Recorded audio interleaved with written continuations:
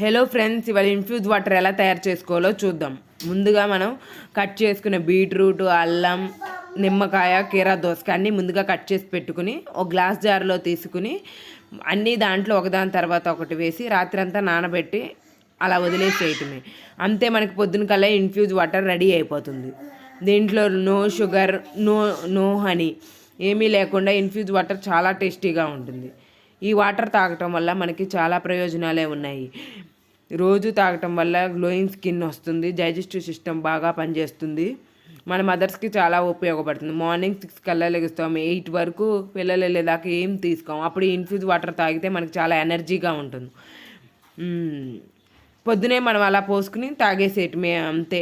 Easy recipe, healthy detox drink. Please like, subscribe my channel. చూస్తున్నారు కానీ ఎవరు subscribe చేసుకోవట్లేదు, చేసుకోండి సబ్స్క్రైబ్.